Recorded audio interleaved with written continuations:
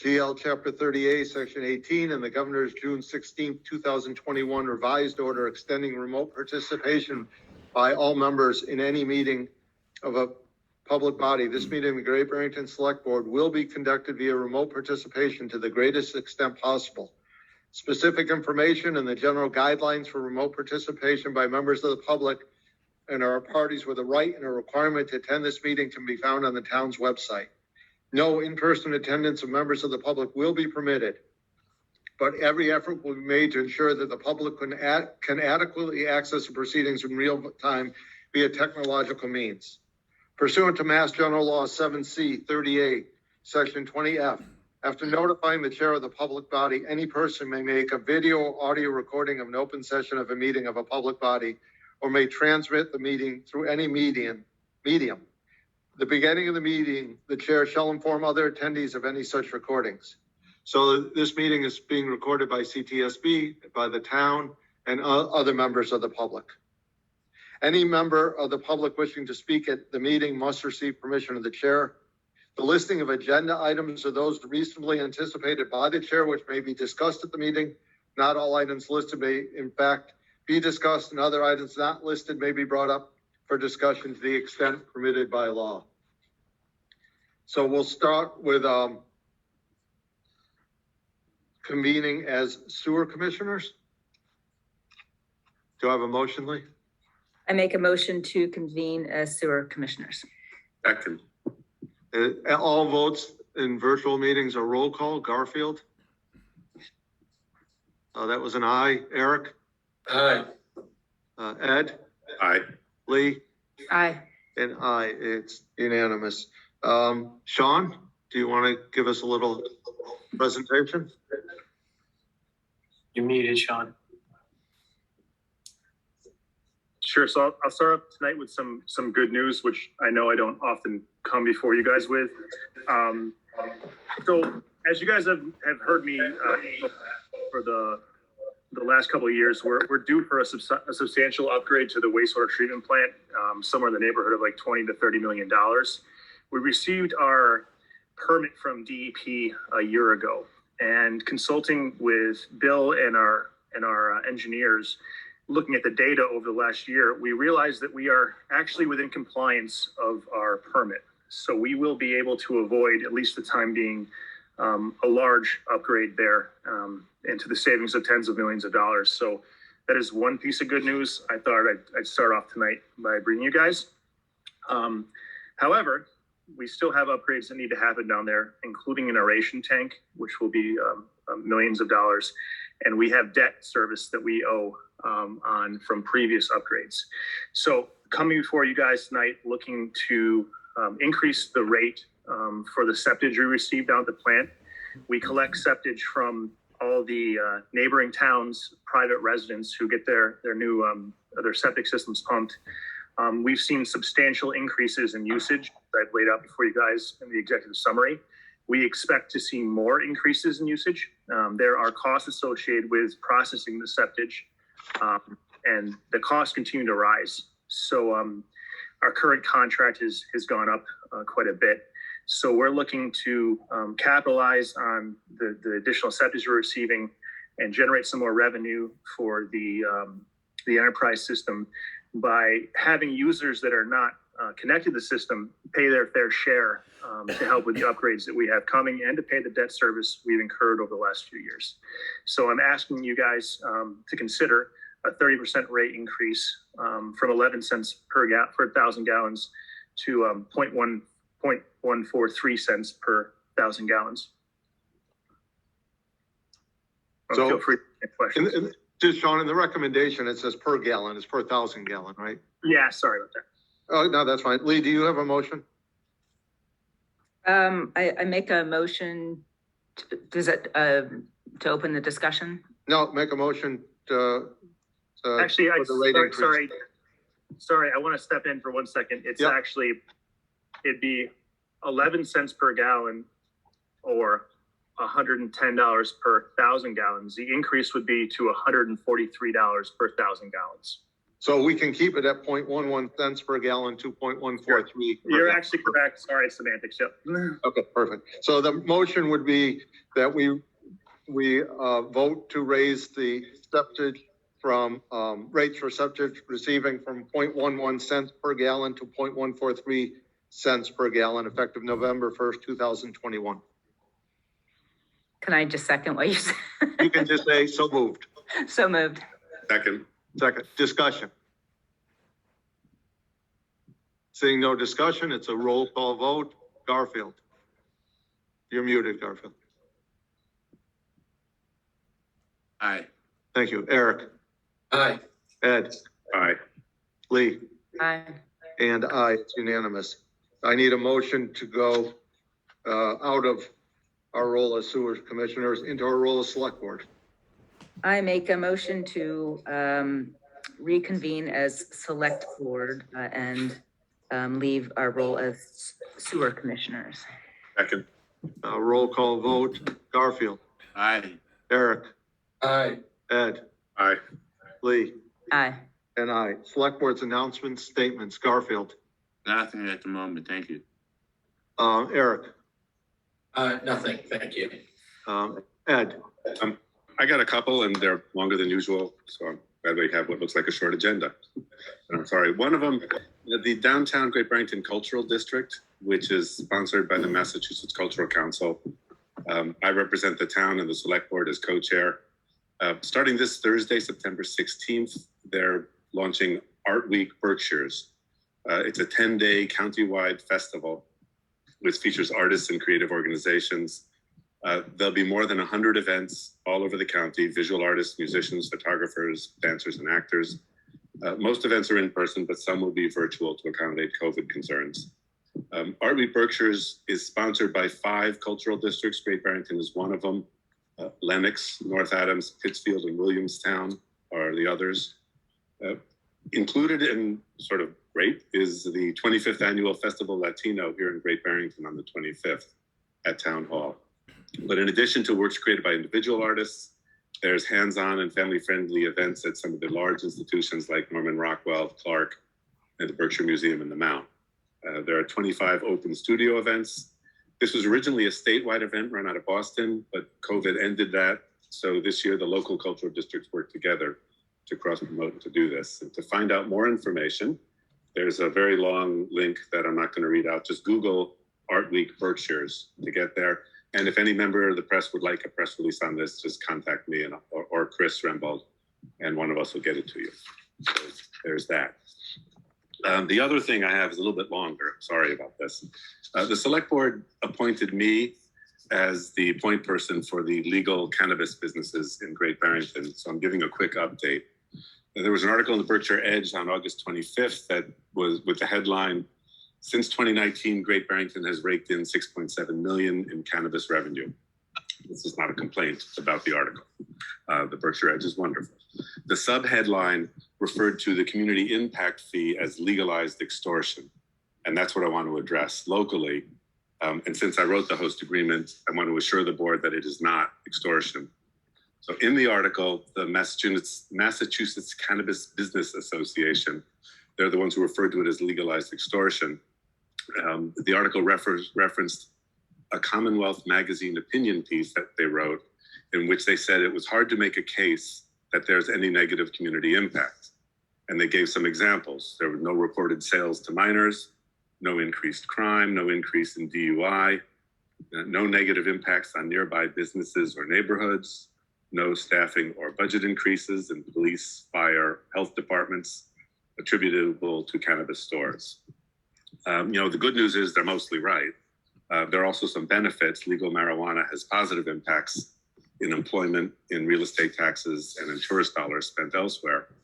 So some or most of that may be true. There's definitely a negative impact to legal marijuana. And I just want the select board in the town to know that Great Barrington is spending the community impact funds legally according to the CCC, that's the Cannabis Control Committee's regulations, and according to our host agreement. And we are spending the money specifically to target negative impacts. So a few of them are police costs. For us, they've been minor, but not non-existent. We've got one officer trained at identifying DUI. Right now, there's nothing like a breathalyzer for pot.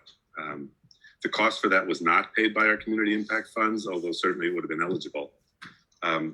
There may be increased DUI. None has been detected, but that's because detection is difficult right now. There are medical issues. This is fun to say, cannabinoid hyperemesis syndrome, and sorry about this part, cyclic vomiting syndrome, and other emergency room visits. According to the Western Journal of Emergency Medicine, they see a significant increase in the incidence of those syndromes and other marijuana-related visits to emergency rooms in states that have legalized marijuana. The incidence of cyclic vomiting doubled in Colorado after legalization. So there are medical impacts we're going to see. But here's the big one, youth acceptance of a normalized behavior. It's way too early to say there's no impact there. What we do know is there's a perception among our youth that the adult community is friendly to substance use. And I'm going to give you 3 examples. The South Berkshire Health Coalition does a survey of students from 8th grade to 12th grade every 2 years. And this is their most recent survey and this is just for the high school seniors. They were asked, how wrong do you think it is for someone your age to drink alcohol? 11% said there was nothing wrong. Same question about pot, twice as many, 22% said nothing was wrong. How wrong do your friends feel it would be for you to have 1 to 2 drinks nearly every day? 69% said it would be wrong or very wrong. Asked about pot use every day, only 38% said they thought their friends would think it was wrong. And this is the one I find most astounding. In the past year, about how many adults have you known personally who have used marijuana or other drugs? 63% said at least one, and 17% said 5 or more. So there's very little good research on the long-term impacts of pot, but we do know with certainty that marijuana use by people younger than their mid-20s can have a permanent impact on the developing brains. Legal marijuana makes spreading that fact to teens very important, and that's what we've been doing with our community impact fund money. This is also according to the Cannabis Business Association editorial. They say that a smart approach to these impact fees would be permitting collection for actual costs, which towns would need to verify through annual reports, while protecting cannabis businesses from making payments beyond what the law allows. So happy to report again, we're doing everything we do, the town does is open and verified, and all of our expenditures of this community impact funding are reported annually. A quick explanation of the process, which I'm sure you guys know. Every year at town meeting decides how much of the community impact funds that we've collected to spend in that year. A couple of years ago at town meeting gave the town manager the authority to distribute that amount of money. The town manager appointed a committee to advise him. They have a process where they make recommendations, and then press goes out to tell you what organizations got grants. Last year, which was the first year grants were made, Berkshire Hills Regional School District got money, Railroad Street Youth Project, Berkshire South Community Center, Volunteers in Medicine, and Construct all received this money. I forgot to mention that the select board's representative to this committee is Garfield, so he's also well aware of this. They are required to report back after a year of how they spent the money, which will be any minute this month or next. So all of this is publicly known, how the money is spent. This current year, there are clear application guidelines, all of which relate specifically to mitigating the negative impacts. So I want to be very clear, our local cannabis retailers have not called this legalized extortion. At this point, they haven't balked at paying the agreed upon fees. On the contrary, they've been great neighbors and partners. Right? Theory built this new building we collect taxes on. They were very responsive in the beginning about the early traffic problems. Calyx has that beautiful mural on their building. They were also a major sponsor of Berkshire Busk. And Farnsworth and Rebel have both spruced up older buildings in town that are operating successfully. I just want Great Barrington voters to know, and this board to know, that the host agreements that we have approved are legal, that the money we have spent is actually working to, among other things, help parents and teens address substance use. So thank you for bearing with me. I'm sorry that took so long. I just think it's timely because of the article. Thanks for that report. Thanks, Ed. Lee?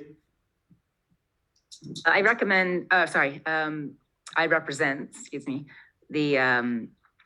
I'm on the housing subcommittee, and it's the joint committee that the members of the planning board and select board are on. And I wanted to let everyone know that on September 20th at 1 p.m., we'll be meeting, which is Monday. The agenda will be posted shortly. We'll be meeting to discuss the housing crisis that's going on in Great Barrington, and specifically, we'll be discussing a draft of what a short-term rental bylaw might look like. So we're going to start that discussion on Monday, September 20th at 1 p.m. We're also going to be doing a deep dive into the housing needs assessment that was completed last year. And I invite everyone that is interested in housing to join us and take a look. Again, the agenda with the Zoom link will be posted, but that will be September 20th at 1 p.m. Thank you. Thank you. Garfield, are you able to make that meeting? I don't know for sure, Stephen. Can you get a hold of Lee or Pedro or Jonathan so they can work out a time that you can make it? Absolutely. Okay, perfect. Thank you. I have nothing, so we will move ahead. Town managers report. Thanks, Steve. Just a few quick updates this evening. Houstonic Waterworks, as discussed at our last meeting, we have a series of working meetings scheduled now to discuss what the next steps might look like with all the various players and to continue to advocate for village residents. We met with the Great Barrington Fire District representatives on September 8th. We're meeting with the Houstonic Waterworks Company this coming Wednesday, September 15th. We have a meeting with both regulatory authorities, DEP and DPU, as well as our local legislators, Representative Pignatelli and Senator Hines, on Wednesday, September 22nd. Keep in mind that we have a date set to meet with Houstonic water users on October 12th. It's a Tuesday evening at 6 o'clock, and we'll advertise that widely as we get a little closer. And our hope, of course, is to have some updates to share that evening and allow time to hear from residents as well. Moving on to recent committee appointments, I just wanted to take this opportunity to announce that I've made a few appointments to town committees. I appointed 2 new members to the Houstonic Improvement Committee at the recommendation of that committee. Those 2 members are Daniel Bialos and Louise Goldsmith. And then 1 appointment to the Community Impact Funding Committee. So this rounds out the 5 members, and that's Tori Pajeski. So thank you to those individuals for stepping up and volunteering their time to serve the town. And then I'm going to conclude here with some good news also. Route 71 grant funding for paving. We were notified recently that Great Barrington qualified for a project that was funded in the state's 2021 transportation bond bill through the municipal pavement program. So the 1.1 mile section of Route 71 between or Egremont Plain Road between Route 23 and the Egremont town line will be paved by state contractors in fiscal year 22. So before June 30th of the coming year. And Sean will work with Mass DOT engineers to include pedestrian safety measures in that design. And I just wanted to mention that this will save the town roughly $750,000 and will allow us to pivot that funding to other priority projects, since this stretch of road was scheduled for replacement by the town within a year or 2 anyway. So thank you to Sean for his work with Mass DOT on this one. This is a big win for the town, and Sean's on the line to provide some other public works project updates. Hello again. So we'll start off with some of the work updates on the work that you might have seen around town. Allegrony Construction started the rehabilitation of the wall on Taconic Avenue. You can see them working over there, and they're actually moving along pretty fast, and I anticipate them being done a little bit in front of schedule, provided we can get the replacement stones we need in the wall, because they do need to get some work on the front steps, also being done by Allegrony Construction. We expect that work to start this week, maybe end of this week. The entrance to Town Hall, the main entrance used, will be closed off until the project concludes. So we'll be changing the traffic flow patterns at the end of this week, and we will have signage up dictating that. But the main sort of little parking area as you pull up the hill will be lost for a few months. So just want to make sure everyone's aware of that. Reifenberg Construction has started work on Bridge Street and Bentley Ave. You might have seen them down there with the sidewalks being ripped up. So they're moving along on schedule, and hopefully we'll be able to conclude that work this fall. That work does include the Taconic parking lot, the charging station installations, new lights, and the pollinator installation on Main Street, which we expect to start within a week or two. We're finalizing the contract with Baltzar Construction for Rosser Street, Fairview Terrace, Elm Court, that area over on Fairview Terrace, all scheduled to get ripped up and repaved. And hopefully I'm going to get the schedule to you guys in the next week or so. So we'll have an idea time frame on that. The CHP trail along Route 7, everyone's probably seen it's been stalled for several months, partly because of rain, but mostly because we're waiting on approval from Mass DOT on some submittals for the wall. And that portion of the wall along Route 7 is on Mass DOT property. So things are backed up there as they are everywhere. And once we receive the approval on the submittals for the wall, we'll get the project started back again and hopefully finish soon. The project will be done, I'm assured, by the end of this fall. We opened bids for the culvert replacement project in Christian Hill. AJ Virgilio was a low bidder at $450,000. They expect to start the work this fall. And we will get a schedule from them hopefully soon. If it looks like weather will be a problem, then they'll postpone and start in the spring, but they're hoping to start this fall. There are issues getting supplies, pipe and culverts and stuff. So the supply chain issues are really going to dictate if we can get that work done this fall. The Division Street Bridge project, which everyone's keenly interested in, we submitted the notice of intent to the Conservation Commission, and I'm glad to say that they were approved with no real questions or concerns. We've also submitted the Chapter 85 review to Mass DOT. We expect to hear back from them on approval in the next 4 to 6 weeks. Once we receive approval, we will be going out to bid. So hopefully we will be opening bids this winter, early winter, and get a start this winter as well, for hopefully substantial completion by next summer. That's the current time frame. It looks like we're going to meet it, barring any real hiccups with the Chapter 85 review process. The other project happening downtown, as if there wasn't enough, is the slip lining project, the sewer main, which will happen at night and no one will probably even notice it, but we'll be slip lining the sewer main from the roundabout to St. James Place. That will be started in October. Additionally, Kurtz Construction will be replacing the boiler at Ramsdale in October or November, likely. We opened bids for that a little while ago, but it had some issues getting the boiler. One bit of bad news that I needed to bring up tonight was we opened the bids for the Housatonic school roof tarping and the windows. We had received quotes from La Rochelle Construction for in the neighborhood of $20,000 to $25,000 last spring. We had one bidder on the project, and their bid was $95,000. So that definitely put some hiccups in the plans to do that work. And I'll be looking forward to talking to you guys moving forward about next steps. Questions, comments? With the number of projects we have, Sean's going to be a regular contributor to these meetings because there's just so much going on. And this is a good way of updating the board and updating the citizens. Can I just clarify, the hiccups you're talking about are the low and only bid was significantly more than town meeting put forward to cover it. Yeah. So if it wasn't clear, I think we had $25,000 or $30,000 set aside at town meeting. I can't remember. We are 3 times that. And that is due in part to issues with construction material, but to a large extent, it's due to shortages in labor and skilled labor specifically. It's just a different market out there than it was even 6 months ago. And it's increasingly difficult to come up with cost estimates and then to actually have the project come in.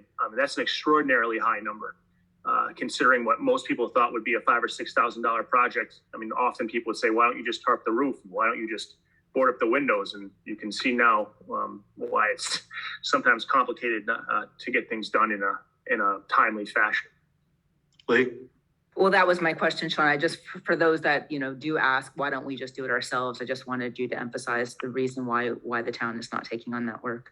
Yeah, it's mass procurement law. We're not allowed to just go in there and board up windows if the threshold hits over $10,000. It's much more complicated than that, I want to add. It's not just a $10,000 threshold. There's a whole bunch of different criteria. In this case, we had to have design documents done. We hit the threshold where we knew we'd have to have a bidding process. And this is what you end up getting sometimes is a favorable market for contractors looking to capitalize on a project like this. They're hoping we move forward and they're going to make a substantial profit. It's just something that we always are aware of when we go forward these things. So Sean, sorry. sorry. No, Just go ahead. follow up. So what's the B plan then? If, That'll be our decision. yeah, I mean, is that Probably something- at the next meeting, we'll talk about that. Okay. I'd like to put that on. Thanks. Yeah. Eileen? Okay, am I, You're on. oh, good. I'm unmuted. Yes. That, I was going to ask what Lee just asked, and can the windows go ahead being boarded if the roof is not? Does that make any sense? Or is that something you'll just discuss next meeting? Sean, you can answer the So, first one. I think it probably will be contingent by me to look to see if there's any other ability to pivot funding sources, which I don't believe there is, but to see if we can break up the bid in a different manner, maybe do part of something, part of another. But I need some time to sort of look through the bid documents, talk to the architect, and hopefully have some sort of recommendation to you guys, or at least some thoughts for you guys to give some feedback. But yeah, I don't have a good answer right now. Thank you. Charlie Williamson, go ahead. Yeah, I have a question on the Duke, behind Car Hardware, the parking lot there. I hear you're Yes. still talking about the charging station. Yeah, they're part of the plan. Bring it up a little. Hold on. Say that again? They are part of the plan. They were part of the RFP and they are going in. I don't understand. So we're paying for somebody that can afford a electric car. We're paying, and then you're also going to lose a couple parking lots, spaces there to electric cars now. That don't right know now why- is the plan, yes. Well, all plans can be changed. I don't know why we're spending money on something that we could save money. Thank you, Charlie. Thank you for nothing. Anyone else before we move ahead? Actually, I have a question. Yeah, go ahead, Lee. Related to that question that the gentleman brought up, I'm just curious, are there grants to put electric charging stations in? Is that part of a wider? Sometimes there are. We didn't receive a grant for these. There is a plan to put some more behind town hall when we redo the campus, and we'll be applying for that grant again as well. Okay. So we did apply. We didn't get a grant for this, unfortunately, but there are grants, at least usually for one. I have received them before. So the two spots that we are planning right now, that we're paying for that completely. Just not to put you on the spot, but I guess I am, Sean. How much is it for a charging station? So I can't say off the cuff with too great a certainty. I can say the last one I put in, I think, was in the neighborhood of $10,000 to $15,000. It might be a little more now. I'd have to look up the bid documents to let you know. It is a substantial draw for some people to come in and be able to charge their car and go shopping or go to a restaurant.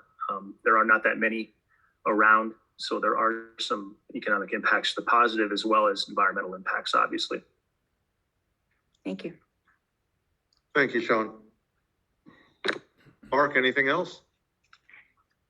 Actually, I have a question, Stephen. Go ahead, Garfield. Regarding the stations, the charging stations, is there any reason why we cannot charge for the use of that electricity? We can if you choose to. It's not a huge ordeal to put in a credit card machine or something on them. The numbers in terms of what is expended is not very substantial. And there is cost incurred to have to to process the billing and stuff. I can give you a better number tomorrow on what I think it costs, for What? an average. Why don't we just do it at the next meeting, Sean? Okay. I would like to know that Okay. personally at the next meeting. Okay, that's fine. So it's making some money. Okay, Trevor Forbes? Yes. Hi, good evening, and thank you for taking my comment. Trevor Forbes, 325 North Plain Road. I did a few back of the envelope calculations on the cost of charging up an electric vehicle based on a monthly range of 300 miles. You can look this up on the internet quite easily. And on the basis that, you are looking at the probably somebody doing rather more than 300 miles a month, I would like to suggest that the actual electricity cost of this could be quite substantial. It's supposed to be an electricity cost of around about $30 for the 300 miles, something of that sort of order, I believe, in terms of the amount of electricity consumed. Now, if I had an electric vehicle or a plug-in hybrid, I think I'd be very happy to drive my other car with it to behind the town hall and load it up overnight. What is there to stop me from abusing the system? Because this means that somebody is getting basically fuel for nothing, whereas I have to pay for the fuel that I use. Thank you, sir. May I suggest maybe we put this as an agenda item? Yeah, I've already said that. Okay, thanks. Yeah, it's not on the agenda right now, so we will put it on the next meeting, assuming Sean's available. And we'll continue this discussion. Anyone else? Okay, Mark, anything? All set, thanks, Steve. Okay, license and permits. Catherine Stuckey for a one-day beer and wine license for a reception after the memorial service for John Stuckey to be held at Berkshire South Community Center, 15 Chrissy Road, on Saturday, September 25th, from 3 p.m. to 7 p.m. Do I have a motion? I make a motion to approve the application by Catherine Stuckey for a one-day beer and wine license for reception after the memorial service for John Stuckey to be held at Berkshire South Community Center on September 25th from 3 to 7 p.m. Second. Any discussion? Seeing no discussion, vote, roll call. Garfield? Garfield was yes. Eric? Aye. Ed? Aye. And Lee? Aye. And I, it's unanimous. Before we go to new business, we're at 24 attendees and 6 panelists for a total of 30 people at tonight's meeting. Under new business, Hispanic Heritage Month proclamation. Do I have a motion? I make a motion to approve the following proclamation. Whereas the town of Great Barrington joins the nation in celebrating Hispanics who have made outstanding contributions to the United States of America. And whereas since 1988, the United States has observed National Hispanic Heritage Month, commemorating the independence of Chile, Costa Rica, El Salvador, Guatemala, Honduras, Mexico, and Nicaragua from September 15th through October 15th. And whereas Hispanics in the United States have established America as a place of freedom and opportunity, and their contributions such as serving in the Army, providing medicine, providing architectural styles, improving economic life, and by providing food, continue to enrich our nation's character.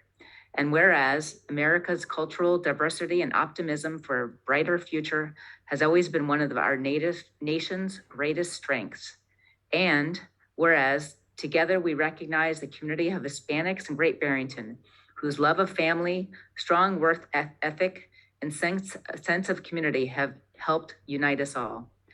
Now, therefore, be it resolved that the Select Board of the Town of Great Barrington do hereby encourage the citizens of Berkshire County to join us in celebrating National Hispanic Heritage Month.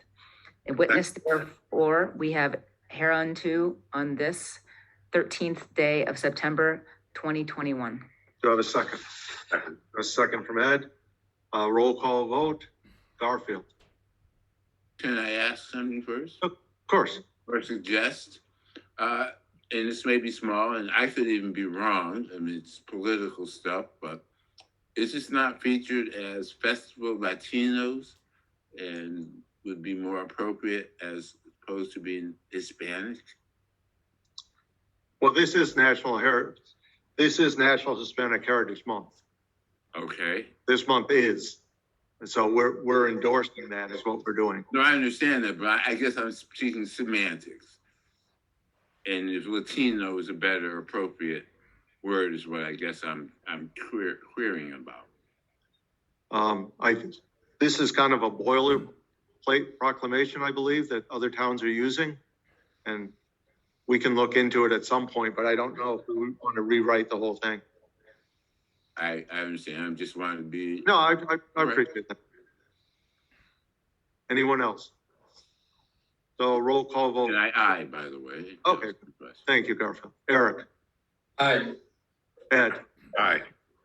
Lee, Aye. and I, it's unanimous. Next is a special permit application, review from the Great Barrington Historic Preservation LLC, Paul Jaffe, 198 Main Street. Hold on one second. We got a lot of feedback. Review and comment to the planning board on the application which seeks relief from the sign bylaw regulations that require freestanding signs to be not closer than 10 feet to the traveled way. The sign is located at 198 Main Street. So can we start with, let's see, I see a hand up, so.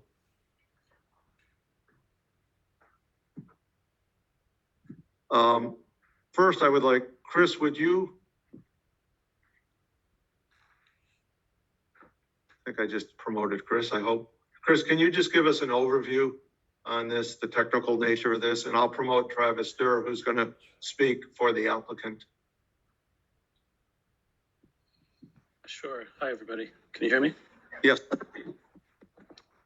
So everybody knows the site, 198 Main Street, is owned by GB Historic Preservation. It's known as the Flying Church, Paul Jaffe's project. There's a large freestanding sign currently existing. It's not compliant with the sign bylaw, and so the applicant has applied in accordance with the sign bylaw for a special permit from the planning board to seek certain deviations from the sign bylaw regulations.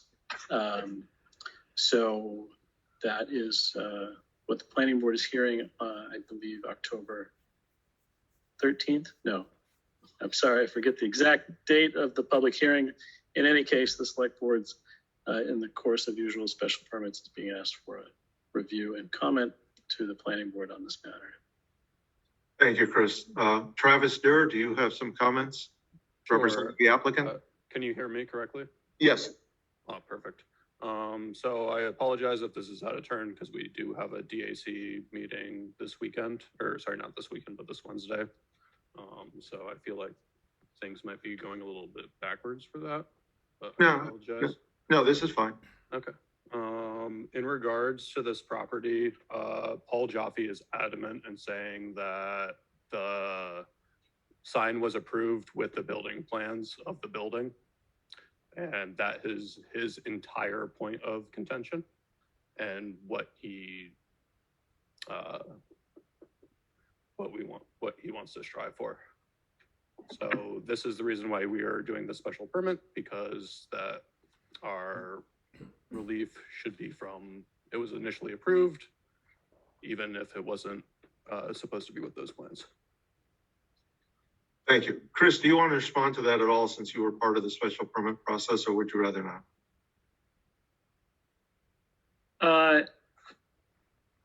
Well, the original special permit, I believe, was issued by the select board probably back in 2015. It involved the renovation, the raising of the existing church, the demolition of the old parsonage, the construction of a new building on the corner. So it was a pretty extensive renovation and new construction plan, new parking. I believe a sign was shown on those original plans. On the site plan, it appears as a single line on those plans, but no details are given as to what the sign would be. The orientation of the sign indicated on those approved site plans is different than the existing sign. So while it's not for this particular board to decide, it's more for the planning board to decide whether or not that sign that was erected is compliant with the special permit or not. I don't believe it is. It appears different in all ways. I guess that's for your consideration in the planning boards. Thank you, Chris. Some select board comments? Is there anyone here, or is there anyone speaking, is there a reason not to get the permit? Is there a problem with it? Is it dangerous? Is anyone? So we already had an email today from Chris outlining the fact that the sign is non-compliant in 3 different ways. And it was never approved. So in my mind, then that's the reason. It doesn't meet any of it wasn't applied for, and it doesn't meet any of it doesn't meet 3 of the specifications in the sign regulations. Can I ask a question just? Of course. So if they're asking for the select board to give them a special permit, but then it's the planning board's obligation to say if it complies with. No. What we're doing is we're making a recommendation to the planning board, our feelings, whether this should be approved or not. Okay. We have no power other than just to make a recommendation. So I guess to disagree with Steve, we got somebody who's fixed up a dilapidated building, got something that was not on the tax rolls, and they got a non-compliant sign, which unless it's dangerous, I don't see why the planning board would excuse it. Yeah, so we'll disagree on this one because I don't think how much money you spend or what you do gives you a right to have a non-compliant sign. We'll respectfully disagree. I'm okay with that. Anyone else? Do I have a motion? I make a motion for a negative recommendation to the planning board on the special permit application from GB Historic Preservation. Do I have a second? I'll second that. Thank you. Discussion. Again, I would say if the sign's there, it's not causing trouble. I don't know why we would be against it. I haven't heard a reason. Other areas. That can cause trouble in other areas because then you're letting something go, which you shouldn't, even though it may not be a problem. It still presents a problem because it's not within, it doesn't conform. So it would be a problem and could branch off to others' problems. So Presumably the planning board has the authority to give a special permit. So the fact that it doesn't conform isn't automatically a reason to not let it conform. A little backwards. Usually the sign's not put up and then the special permit's applied for. Either way, if they're applying for a special permit, I would ask, what are the reasons to not grant the special permit? The fact that it doesn't conform is why they're asking for a special permit. It doesn't seem like a reason to deny it. There should be a reason of, I don't know if it hits the same 5 categories we use for our special permits, but. But to be honest, the argument that the Paul Joffe's representative made was not anything to do with whether it complies or not. It had to do with the fact that it was part of the original special permit application, which you and I were both part of, right. which makes us old. And it was not part of that. Right. That's why I asked if there's anyone speaking against it. We don't have any information at all about whether it's a good or a bad thing, which is why they're asking for the special permit. Well, I'm not sure who's feedbacking, but to speak and to echo Garfield's point, I mean, we have sign code regulations for a reason, and the fact that it just was represented on the plan as a line, I don't see why we would allow this to go forward. One of those sign code regulations allows for a special permit to deviate. I'm just trying to be business friendly. We got someone who's invested money. He's now going to be asked to spend money to move a sign or take it down. Not our money, it's his. And there's no reason to make him spend the money, and I don't. Conform from the I would say beginning. this. Go ahead, Garfield, sorry. I'm sorry, I'm just saying, if you did conform from the beginning, then you're not going to have to spend the money. So maybe they need to spend the money to make you conform. And that's not our issue. It's not our fault. Again, the sign bylaw allows for a special permit. So Not- to say not conforming to the bylaw, he's applying to conform to the bylaw. We're saying no because he doesn't already, which is sort of a tautology on saying no to special permits. So Anytime I would anyone, say- Sorry, Ed. I would say this, a couple things. First of all, I don't think this has anything to do with being business friendly. And second of all, I would vote against it because I think the sign is too close to the road and is too big. So that recommendation on itself, it doesn't fit, it doesn't conform to what other downtown signs are. So I would say that. Mr. Durr, you wanted to say something? Go right ahead.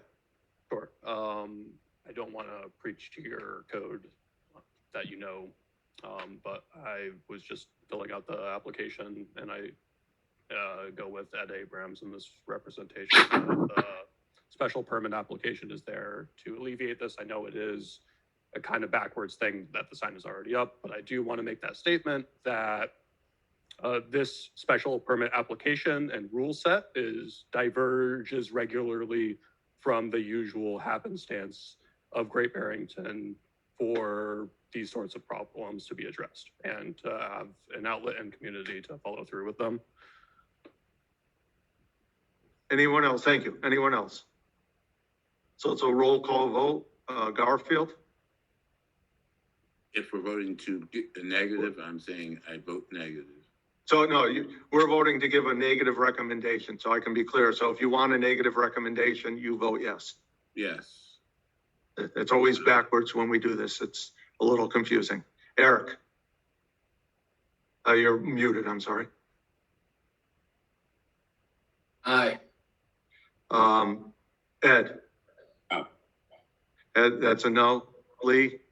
Aye. And I, so it's 4-1 that we pass a negative recommendation to the planning board. Okay. Wow, that's quick. Citizen speak time.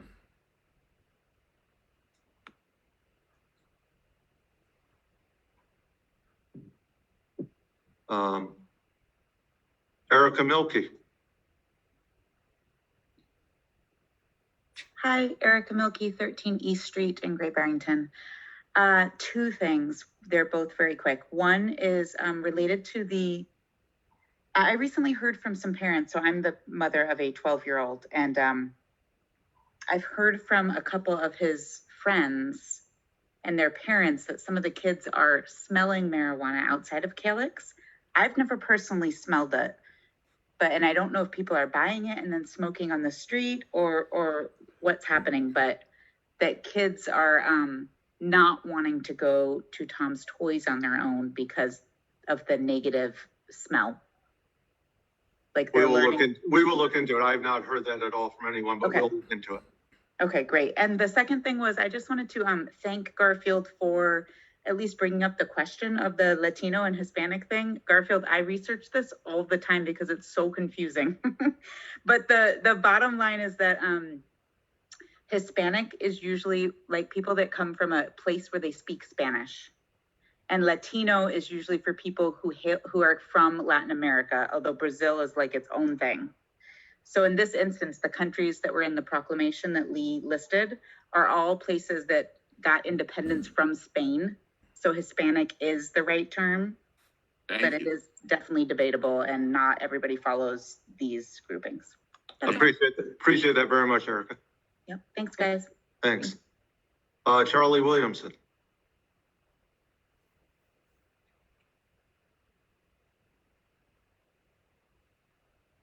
You hear me, Steve? Yes, we can, Charlie.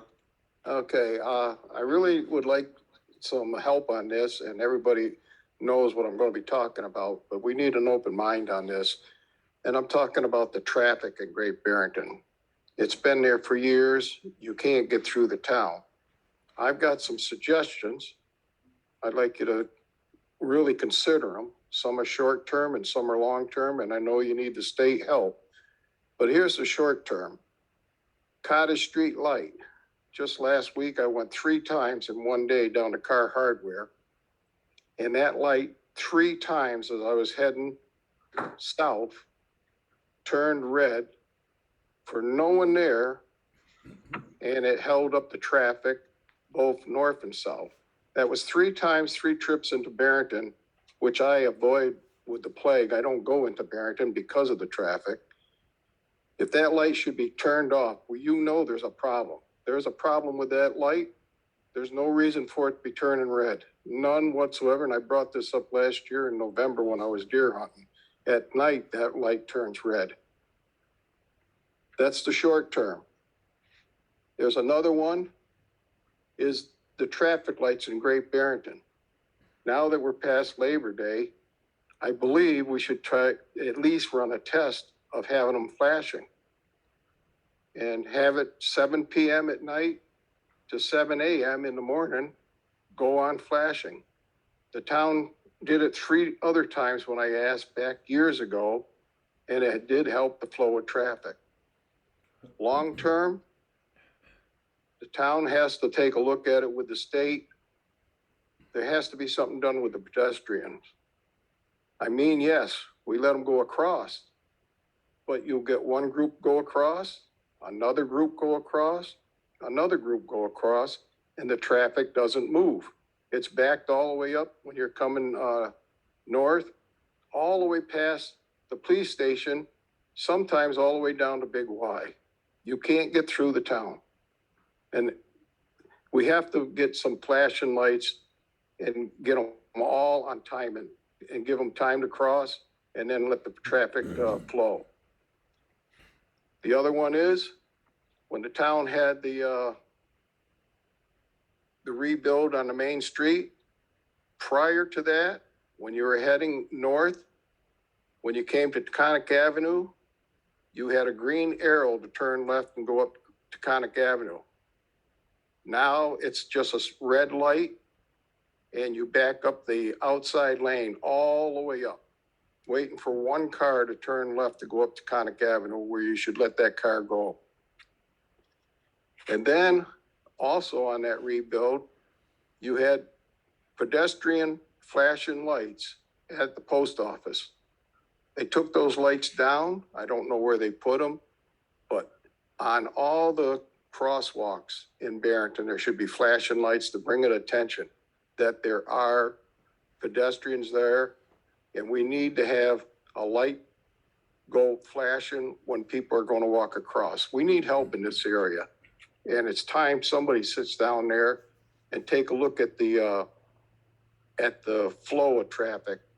And in some places, you generally on where your main flow is north and south, you put in 2-minute lights. That keeps the traffic moving, and that you would probably see a better flow through the town if you had 2-minute lights north and south. And this is one other little thing. Whenever you go past, this is nothing to do with the traffic. This is just another thing I see in town.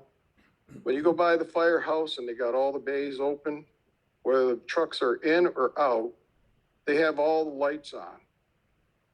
And I guess Great Barrington thinks electricity's free because we want to put in free parking places with chargers, which I'm totally against. When I buy my car, I expect to pay for my gasoline. When they buy their electric cars, they should pay for their own electricity. And I shouldn't be paying for, I shouldn't be paying for meters with my house taxes that I don't need.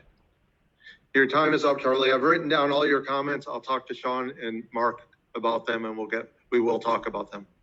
Thank you very much. Thank you. Let's see here. Good. Trevor Forbes. He's back on. Thank you, Mr. Chairman. Thank you, Board, for your consideration. Trevor Forbes, 325 North Plain Road. Just like to certainly endorse Charlie's comments there on the charging stations. I think people should be responsible for their own cost of fuel. But my point at Citizen Speak is really on the topic of Houstonic Waterworks, and I have a suggestion and a request for the select board to consider. It seems to me that it's that Houstonic Waterworks, with all the amount of money that needs to be spent, if the cost of that is recouped through the price of water, either in Houstonic or Great Barrington, clearly it's prohibitive for Houstonic.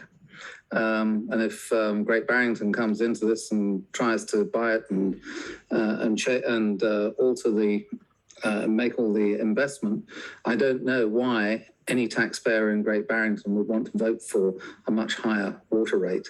I have a suggestion, because I understand that there are a number of people. We continue to watch the flow of commentary on the social media from Houstonic, and it appears, along with us, there are a lot of people considering digging a well or going for filtration. Now, what I would actually like the select board to consider is maybe acting on behalf of the residents of Houstonic to see whether you can actually develop, as a group aspect from the government, a good rate for well digging or for water filtration.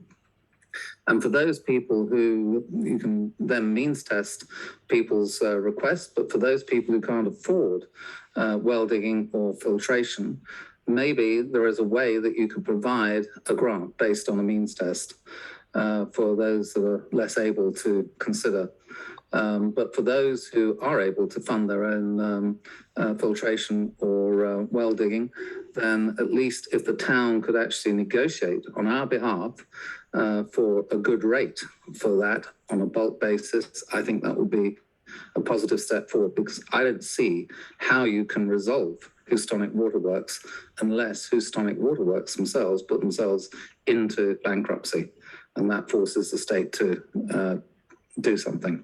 My suggestion, I'd like you to consider it. Thank you. Yeah, we will take that. We're at the point now where we are considering everything, so those ideas will be written down and considered. Thank you. Thank you. Anyone else?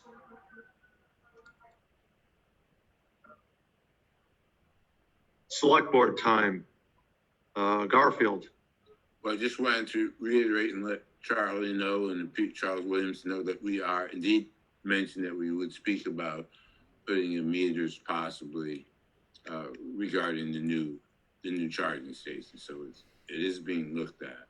Yes, will be being discussed. Yes, very good. Eric.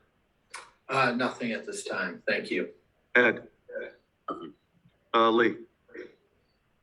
Just one thing, listening to citizens speak, I want to express gratitude to everyone that is engaged and that is on this call. So, Charlie and Erica and Trevor, it's really great when we have citizens speak and we're able to listen to items that, are brought to our attention that maybe we have missed. So just encouraging citizens to keep joining select board meetings, and thank you for those that are speaking up. Thank you. Nothing from me. Media time.